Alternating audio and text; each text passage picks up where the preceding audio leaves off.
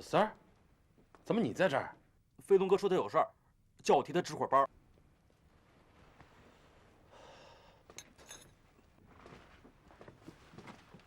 待在这儿，不许动。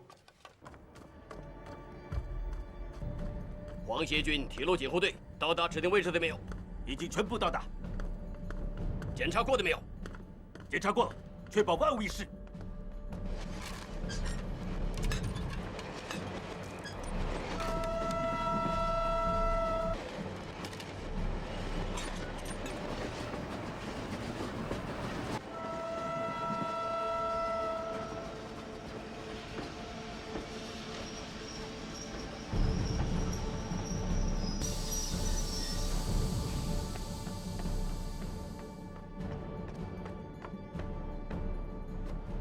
报告少佐阁下，136次押车分队中尉队长小林向你报告，136次列车所经沿途一路平安，没有出现任何可疑情况，是否可以继续前进？小林军，最危险的地方虽然已经过去，但不可以掉以轻心，绝不能麻痹大意，要严加防范。嗨，136次可以通过。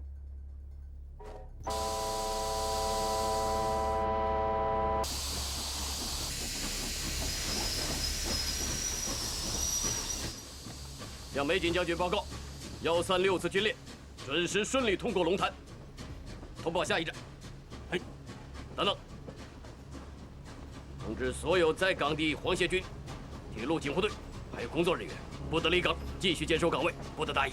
嘿，早知道下晚到场办好。哎，那可不行啊！上级说了，如果班早了，别的车也改道了，不就早暴露了吗？那搬晚的话，咱们要的车过去，不白费劲了吗？哎呀，我说你这脑袋怎么就一会儿清楚一会儿浆糊啊？人家上级早就把几点几分给我们定死了，你知道吧？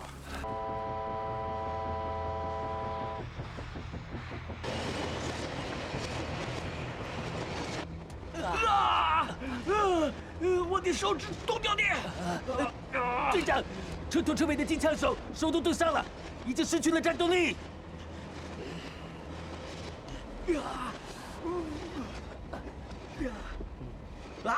重点区域必须一级戒备，现在属于安全地带，改为可向内警戒。嗨。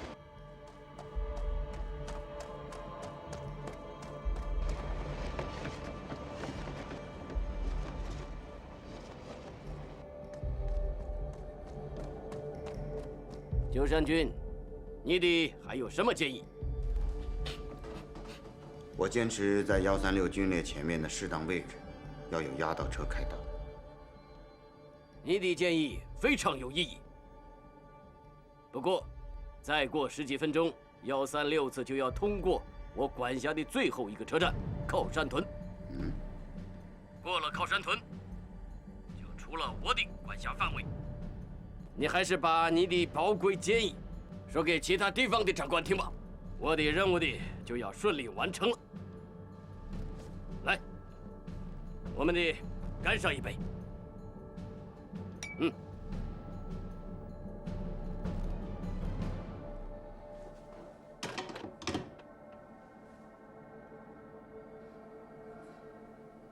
我的判断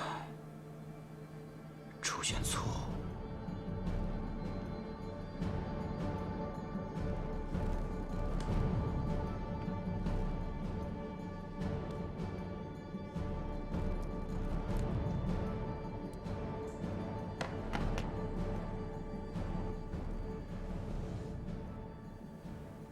抗联和游击队真的被我们彻底搞垮了。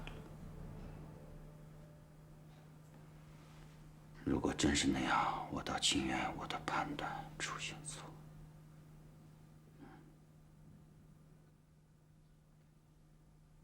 不会，我的感觉和判断绝对不会出现问题，不会有问题。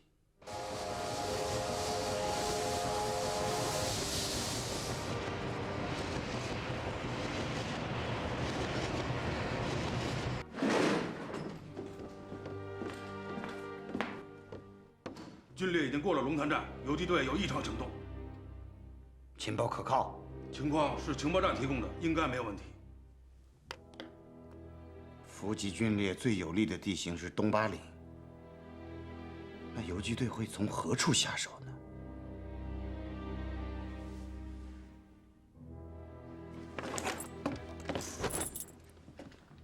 是否把情报向小弟少佐通报一下？来不及了，要出问题就要出了，有任何措施都无济于事。但愿游击队的行动与军列毫无关系。通知情报站，发现游击队的行动，要立即向我报告。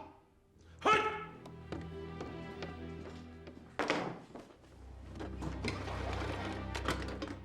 皆美金将军，将军阁下，龙潭站附近有游击队的异常行动，行动目的不详。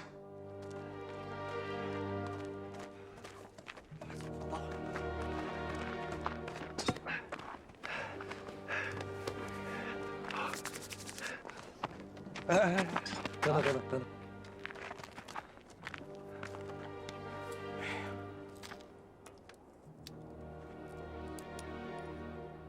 哎呀，发财了！啥时候揣这玩意儿？拿我瞅瞅。别闹！我瞅瞅。接着，熊仔，哎，咱们得等信号再动手啊。啥信号啊？嘘。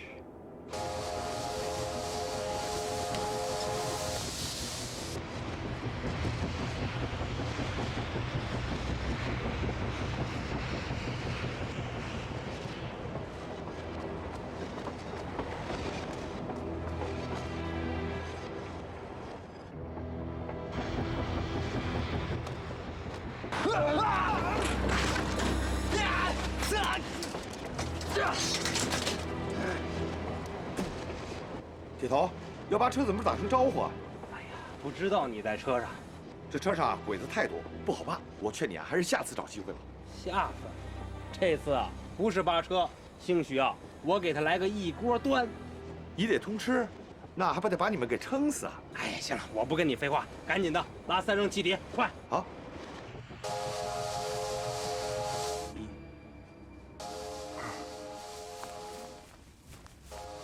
3，来了，8。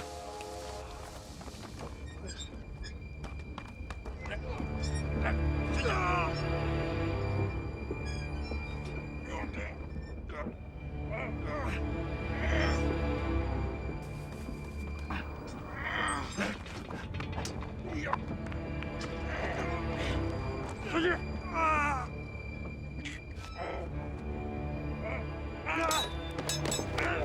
哎呀！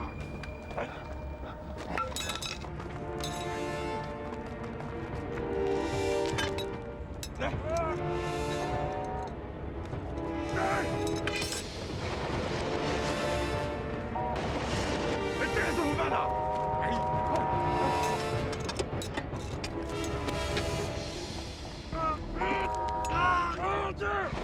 减速，减速！1、2、3，1、2、3。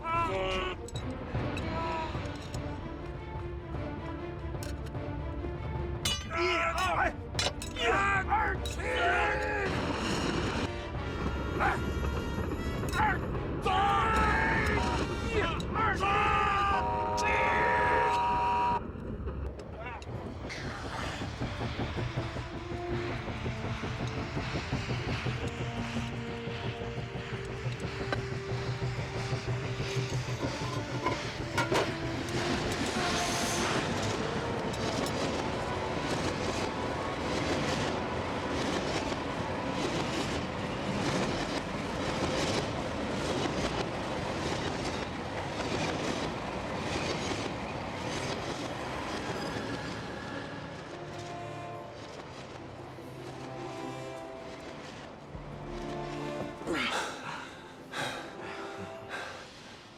哎，师傅，你咋来了？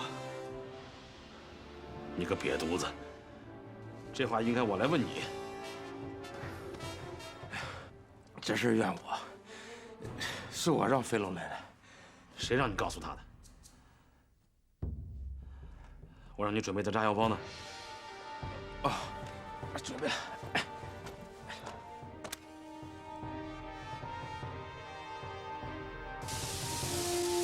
快走！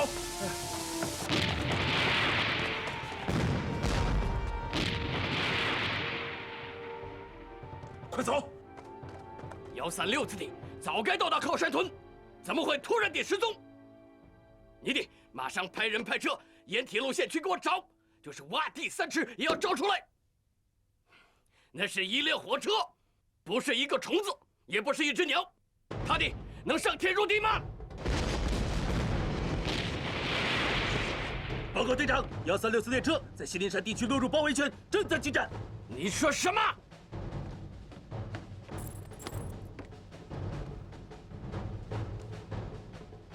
八嘎！嗨！136次的能插上翅膀飞到这里。136次确实没有插上翅膀，但他确实在那边被包围了。军力西里山。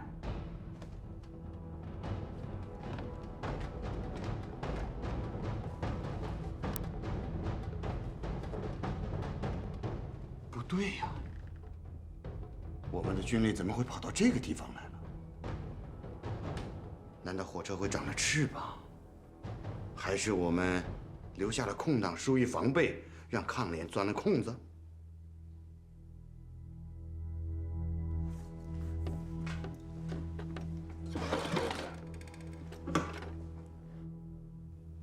将军阁下，我有紧急情况向您汇报。嗨，马上到您办公室。哎呀，小鬼子列车落入咱们的包围圈了。咱们啥意思？笨，你真是头笨牛，到现在还不知咱们是谁。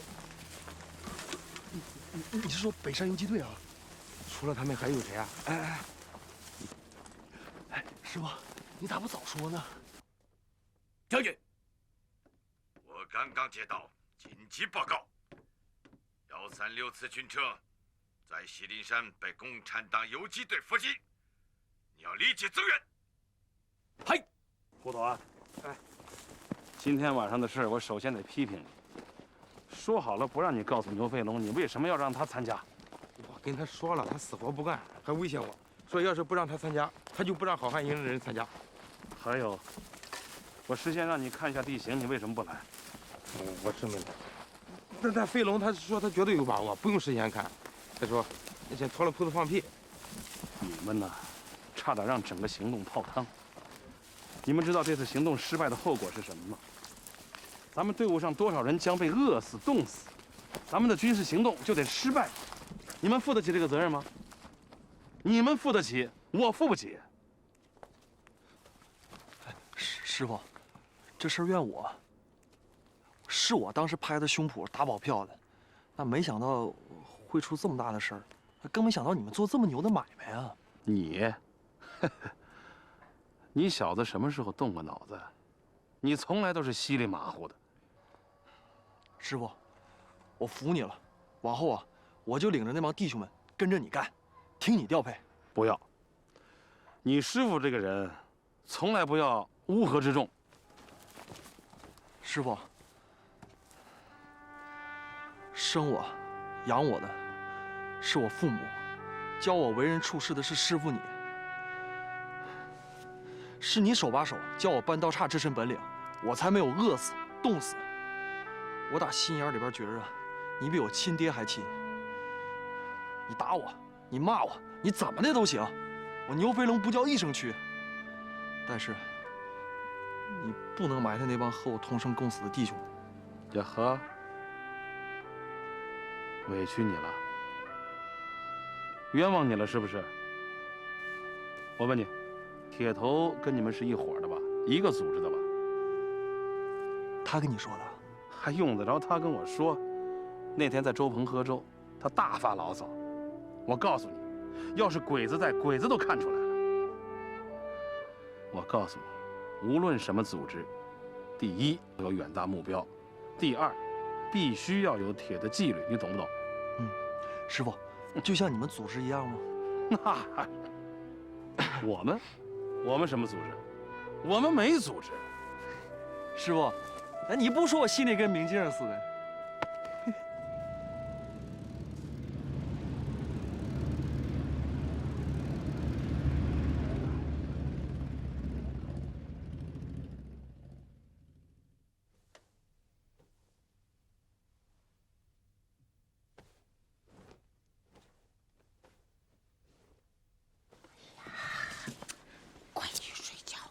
心着凉。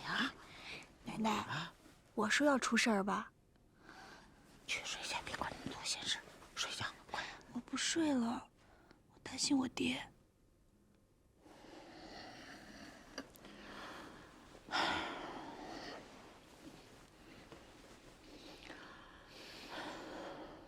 你们都听着，牛飞龙今天晚上哪儿都没去，就在这儿值班。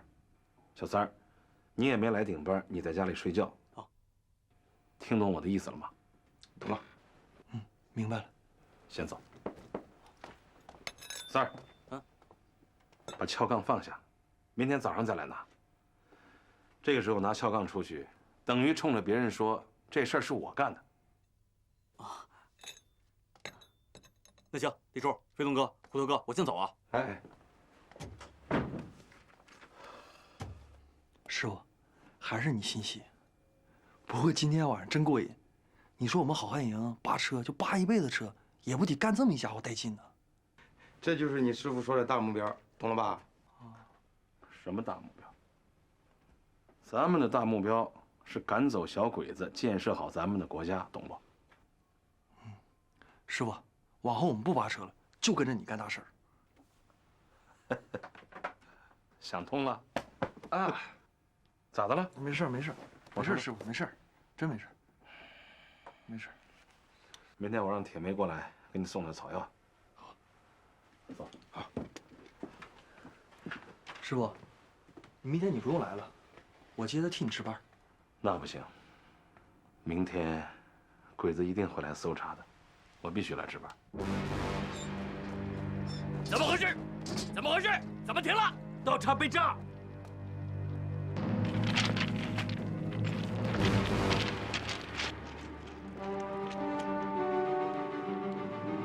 跑步前进！嗨，跑步前进！挨攻！挨攻！我爹回来了吧？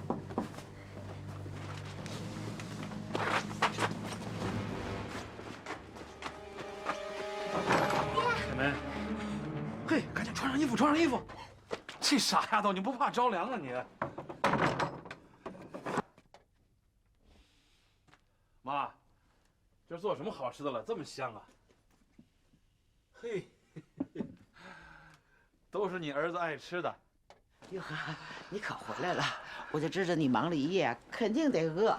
我一直压着火。爹，哎，回来啦！哎呦，怎么了，爹？怎么了？我看，呀，血，奶奶。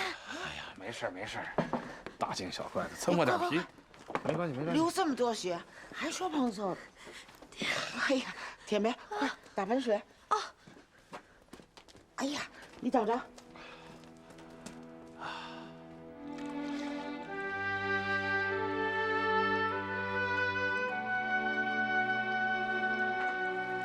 这么厉害了，还说擦破点皮？没事妈。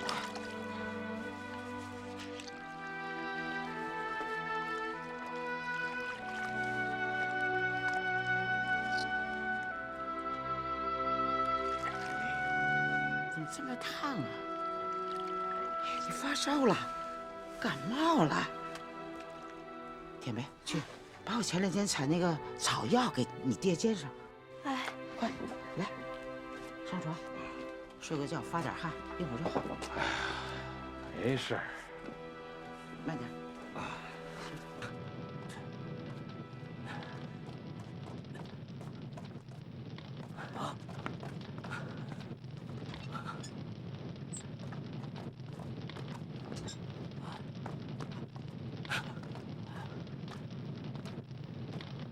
这个店怎么回事？队长，你不要急。这西林山锡矿是前几年我们日本的樱花株式会社从南边抢了一批民工开采的。他们为了运输方便，修了这条不足30公里的矿山自备路跟主干线相连。可是由于储量的问题，没过多久，他们就连人带设备全部撤走了。时间一长，这条铁路我们都忘了。可是游击队把他们想起来了。组织力量，立即追击！队长。现场破坏成这个样子，无从下手啊！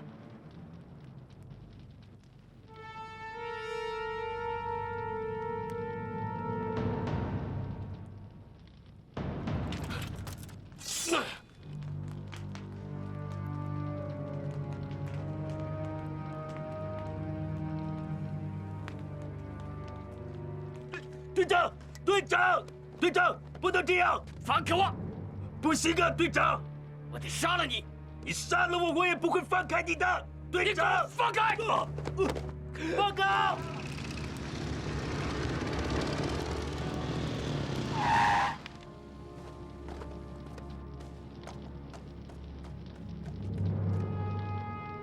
报告！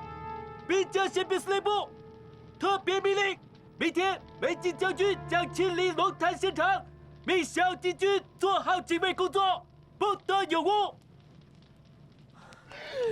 趴下！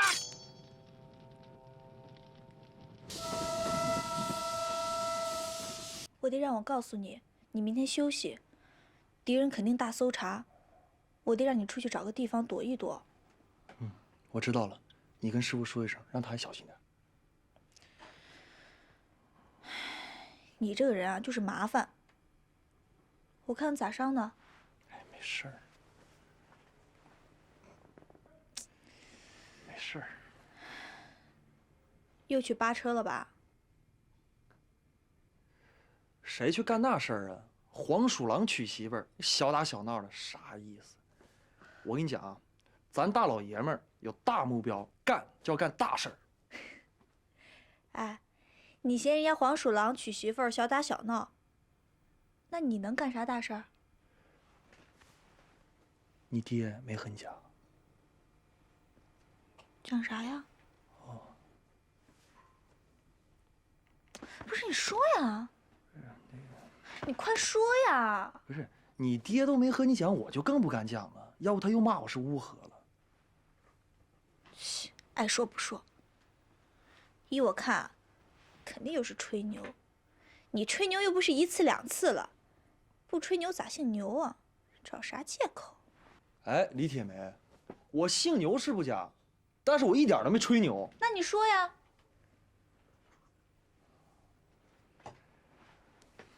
昨天，你爹和游击队把敌人的一列军火，还有吃的、喝的、用的，哎，反正啥都有，一锅给端了。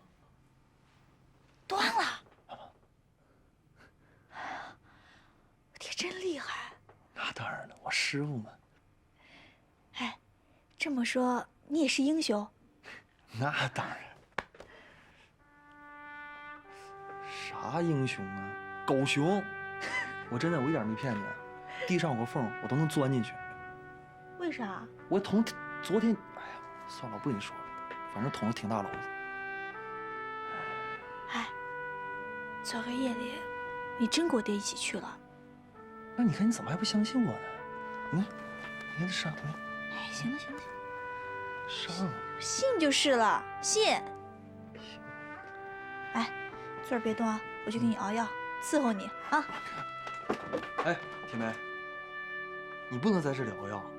咋了？你想啊，昨天出了那么大的事儿，那小鬼子肯定今天到处去查呀。你万一查到这儿，看你熬药，我身上有伤，那他们肯定有怀疑啊。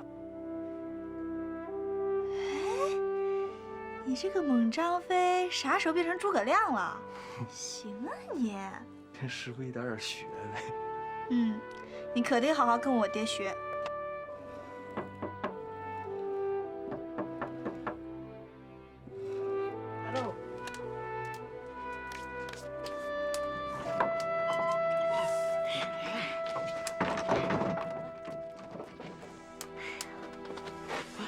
你这么久才回来，冷吧？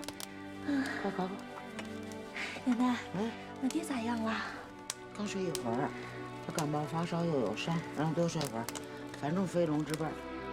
奶奶，今儿个我爹要是不按时上班怕不行，昨儿刚出了事儿，就要是不按时上班，会容易引起敌人怀疑的。有道理。哎，我孙女儿啥时候学会动心思了？奶奶，我生下来就会动心思。哟，说你脸白，你就说没洗脸；一夸你就顺杆爬。去看看你爹，能不能起床再说啊？哎，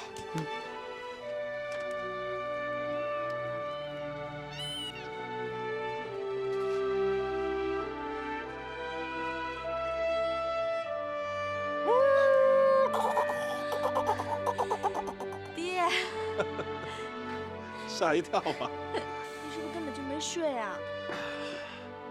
你的伤怎么样了？没事，爹睡了，睡得可香了。我还做一个梦呢，我梦见……我知道，爹肯定梦见鬼子军列被劫了，几十个鬼子都被打死了，对不？昨天夜里，那鬼子、伪军还那铁路警护队，都从门前过，闹得我们半宿都没睡着。爹，你是英雄。铁梅啊，铁梅，你是个大人了，嘴要严，不严会要你爹的命。妈，瞅瞅你这孙女儿，哎呀，真聪明啊！那当然了，谁让我是李玉和的闺女啊？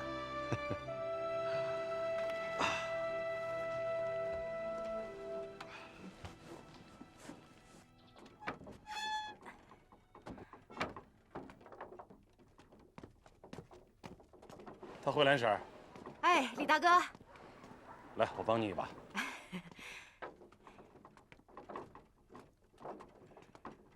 昨晚的事儿啊，我听说打死了几十个小鬼子，还抢了小日本的货，我早就盼着这一天了。龙儿他爹在九泉之下也会开心的。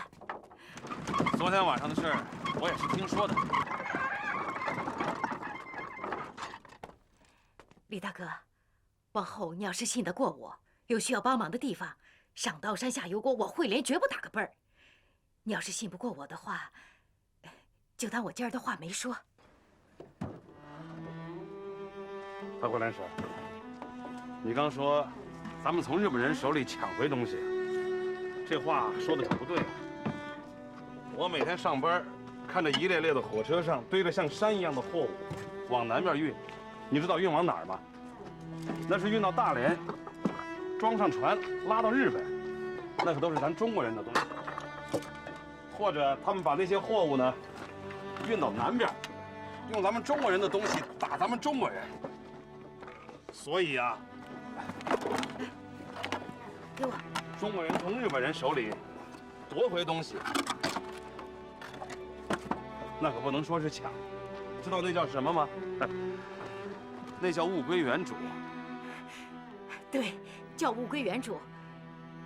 李大哥，你说话真在理儿。你忙吧，我先上班去了。哎。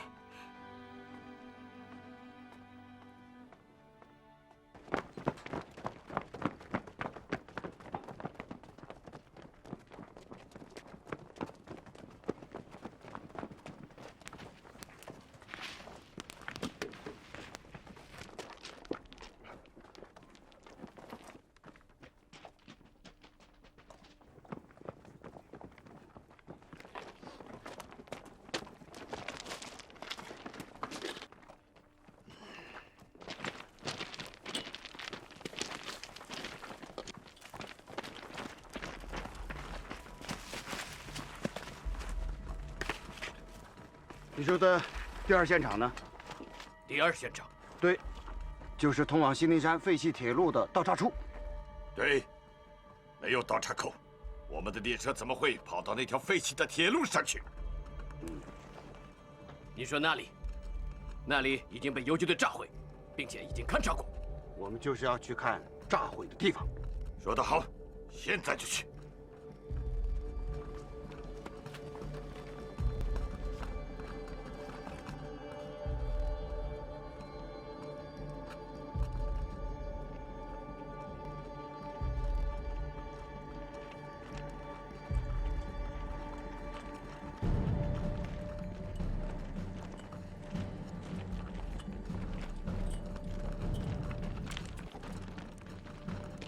看看吧，共党分子就是在这里用手轻轻一扳，把处于我们严密警戒、由几十节车厢组成的重要军列就搬进了他们的口袋。就是这么轻巧，这么简单，不费吹灰之力。当他们扛着我们的枪炮，抽着我们的香烟，嚼着我们的口香糖返回驻地的时候，我们的士兵还傻乎乎地守在铁路沿线上，沿巴巴地盼着军烈的到来，这是何等的讽刺！哎，中共地下党确实非常狡猾，不是狡猾，是高手，绝对的高手。我很佩服这个想出其简单又最有效办法的人，尽管他是我的敌人。鸠山君，你能否满足我的好奇心，让我尽快地见到这个人呢？请将军放心，我们一定尽快的破了案。将军，你看，这是扳道钳，扳道钳都扳断了。我们想想，他们用多大的力气，才搬动这个扳道闸的？为了使这根铁轨移到那边去，他肯定是用一根金属的敲棍把这根钢轨移到那边去的。你看，我们仔细看看，在这根钢轨上有明显的打滑的痕迹。鸠山队长，我真希望你能早点把那根撬棍找出来，好让我们见识见识。哦，这样一个高人是不会犯下如此低级的错误。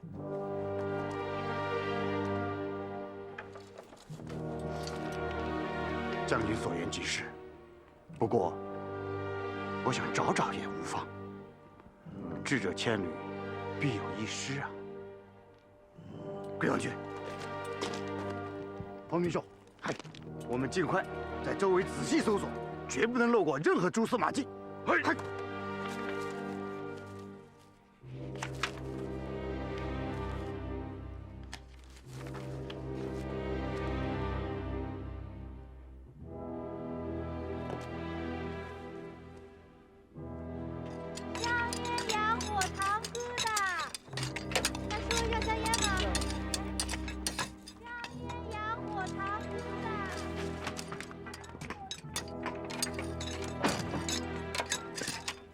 小梅，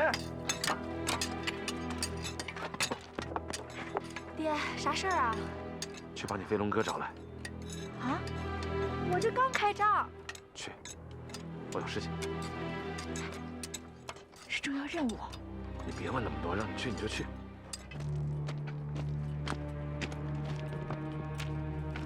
报告队长，没有发现可疑物品。报告队长，我也没有发现有价值的线索。哟，这就很奇怪啊！在如此紧张的情况下，竟没留下一丝的痕迹，真让人有些害怕呀。那个什么，好像是一根废弃的铁棍，我刚才就看到了。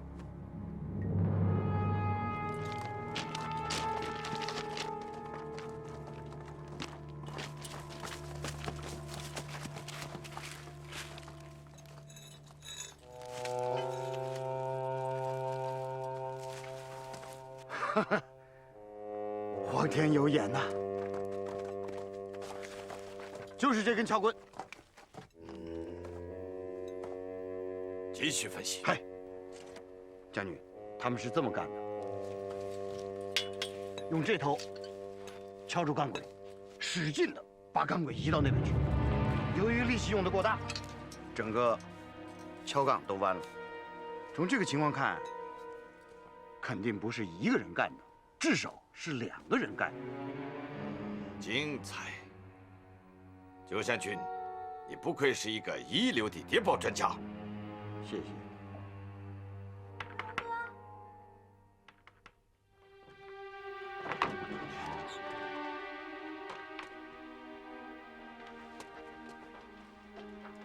飞龙哥，飞龙哥，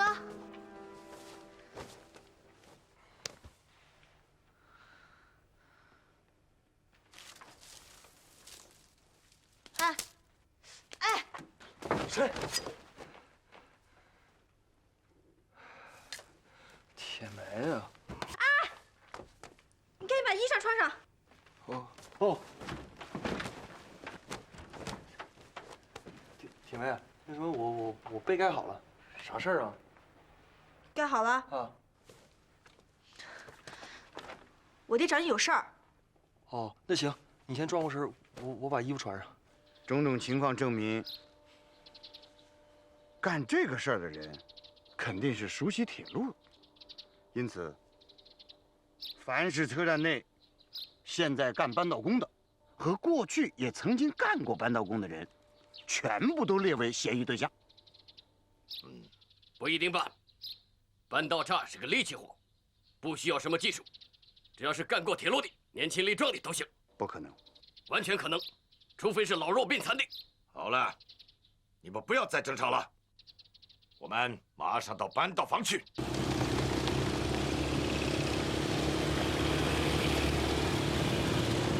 快，把昨天晚上的值班登记填上。啊，师傅，你这就重要任务啊？你知道什么呀？让你补上你就补上。哎呀，不就几个字儿吗？你替我写不就得了？坐下。你肩膀上长的是猪脑子还是人脑子？这个扳道房就咱们俩人值班。昨天晚上是你当班，我要填了字迹不对，别人一来检查，容易引起怀疑，懂吗？快。哎，填吧。对。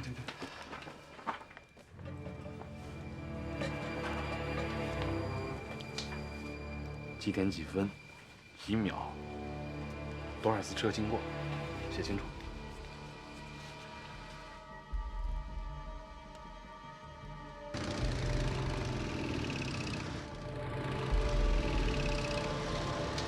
好像有人来了。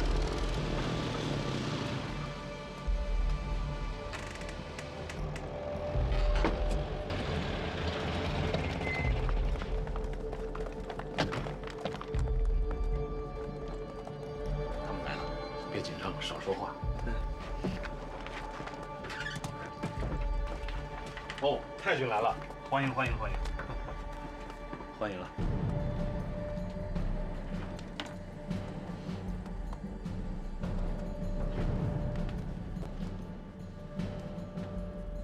昨夜是谁值班？我。你叫什么名字？牛飞龙。值班日记呢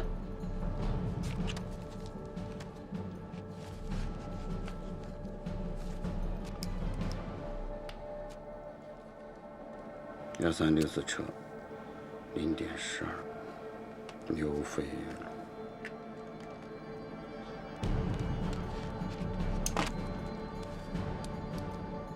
那你现在还在这值班？不是，那什么，我师傅值班，正好我妹妹也在这儿，我过来陪她聊聊天。我是他的师傅。叫什么名字？李玉和。李玉和。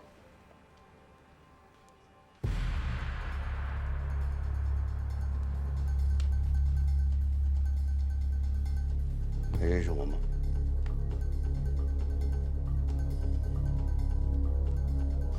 东京铁路一起做工医生。鸠山医生，哎呦，太巧了，怎么能是你呢？哎呦，太巧了。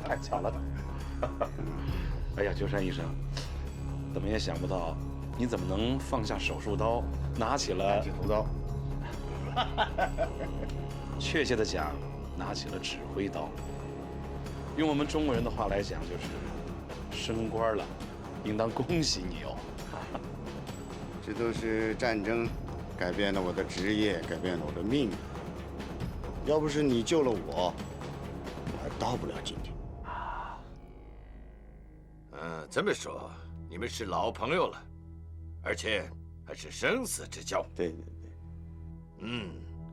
这个故事很感人呢，它证明了我们日满友谊源远流长，以后还要加强合作，共建王道乐土。对。哎呦，你看，我是一个扳道岔的，这满手的油实在是。你扳道岔多少年了？哎呀，算来也10多年了吧。这么说，你是个搬道岔的专家了？哪里是什么专家呀，就是个体力活，谈不上专家。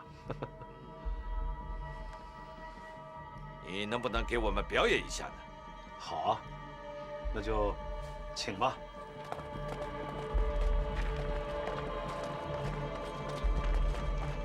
这个就是最常见的道岔，操作起来呢非常简单。你们看，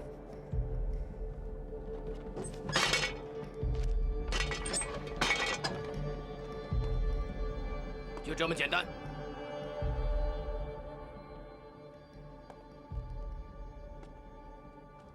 我请教一下李师傅，如果说这个搬到钱，它要是断了怎么办？断了。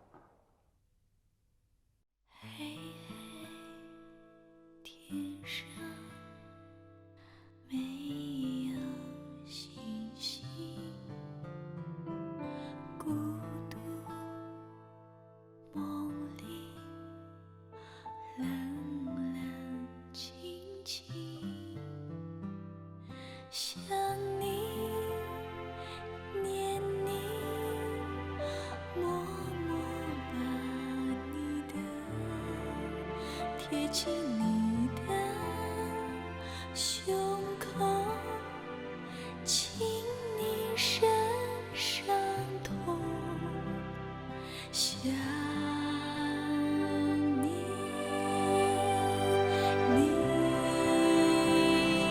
想你的夜多少雪飘多少风，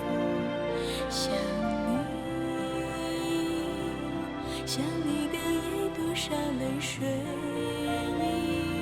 成冰，纵然是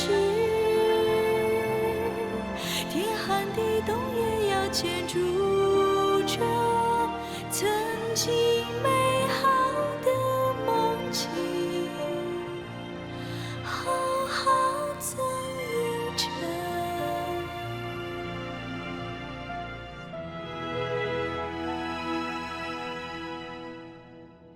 黑黑天上没有星星，长长路上夜雾蒙蒙，想你念你，都是你的梦，捧着